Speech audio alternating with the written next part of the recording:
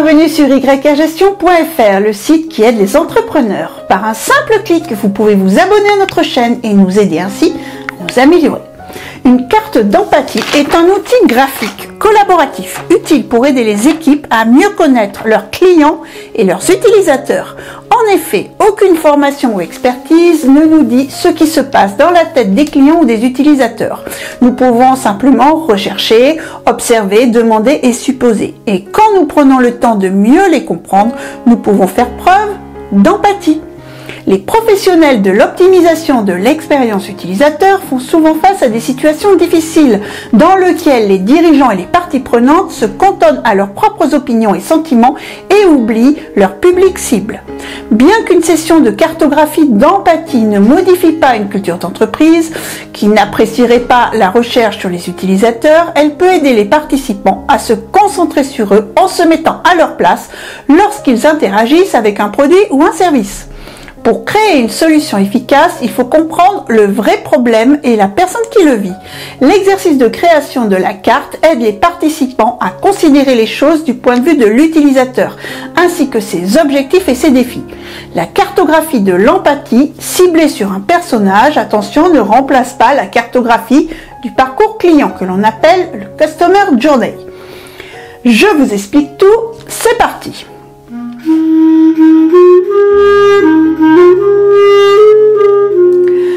Premier point, quels sont les avantages d'une carte d'empathie? La carte d'empathie présente plusieurs avantages. Elle permet, tout simplement une meilleure compréhension de l'utilisateur, de disposer de l'ensemble des idées clés regroupées sur un seul document visuel, une meilleure compréhension entre les équipes, une facilité de personnalisation en fonction des informations disponibles et des objectifs, une rapidité de mise en œuvre et un faible coût. Les cartes peuvent également être utilisées tout au long du processus de conception et révisées à mesure que de nouvelles données deviennent disponibles.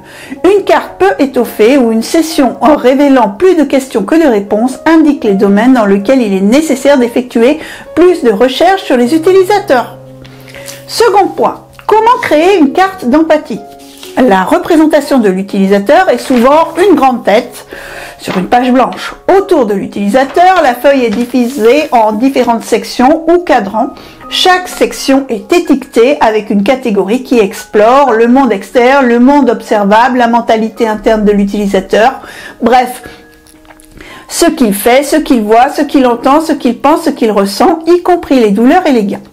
Le groupe travaille ensemble pour compléter les informations avec leur connaissance de l'utilisateur et les données recueillies au cours des recherches.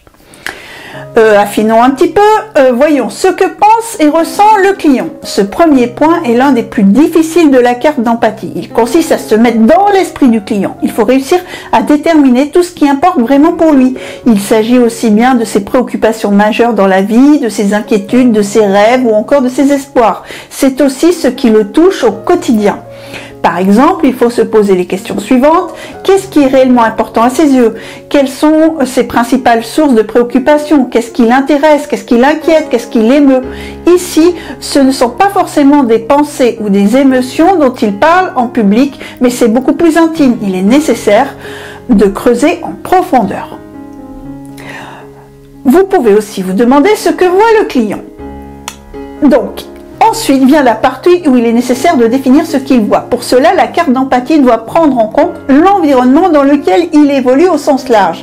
Il faut donc étudier le lieu où il vit, où il travaille, son entourage, sa famille, ses amis, ses collègues, les offres commerciales auxquelles il est confronté. Cela permet de mieux appréhender l'environnement général du prospect. Il convient donc de se demander quel est l'environnement dans lequel il évolue, qui sont ses amis, sa famille, son entourage, quel problème a-t-il. Maintenant, ce qu'entend le client. Cette étape permet de comprendre par quoi et par qui est influencé le potentiel client. Est-ce plutôt par son entourage, ses collègues ou bien par les médias ou les réseaux sociaux? Que lui disent ses amis, sa famille? Il est important de déterminer à qui il accorde sa confiance et s'il peut être facilement influençable sur le sujet ou la thématique de l'entreprise. Cela donne un aperçu de la façon dont il prend ses décisions. Ce que fait le client, ce qu'il dit. Il s'agit de mesurer la volonté d'agir du client. c'est réfléchir à son comportement en public au quotidien. Cela peut être en lien avec son apparence. Comment la soigne-t-il? Comment se comporte-t-il? Mais aussi avec les actions qu'il entreprend et ce qu'elles traduisent de sa personnalité. Tout comme le discours qu'il tient et les valeurs qu'il assume. Il faut également se demander ce qu'il raconte à ses pairs. De quoi parle-t-il? À ce stade, il peut y avoir des contradictions entre ce que pense et ressent le client et ses véritables actions. La carte d'empathie permet de soulever ces incohérences. Ce que craint le client, la majorité des personnes sont leurs propres freins. C'est pourquoi il est essentiel d'être conscient des obstacles et des frustrations auxquelles fait face ce client. Quelles sont ses plus grandes peurs? Les risques à prendre sont peut-être trop importants pour lui et l'empêchent de passer à l'action. Il faut donc réussir à déterminer si ceux-ci lui paraissent surmontables ou insurmontables. Jusqu'où est-il prêt à aller? Cela permet de juger à quel point il sera nécessaire de le mettre en confiance pour qu'il puisse enfin passer le pas. Au contraire, il est possible aussi de soulever le besoin d'accomplissement de ce client, qui est alors un moteur pour agir. Ce qu'espère le client. Pour finir, le dernier point de la carte d'empathie est un des plus importants puisqu'il traite des attentes du prospect. Il représente tout ce qu'il veut véritablement accomplir et ce dont il a besoin, mais aussi ses critères de réussite et ce qui pourrait l'aider à les atteindre. Il faut donc essayer de déterminer la stratégie qu'il souhaite adopter pour accéder à ses objectifs. Voilà. Si vous avez apprécié cette présentation, merci de liker, de partager, de vous abonner. Vos commentaires sont toujours les bienvenus.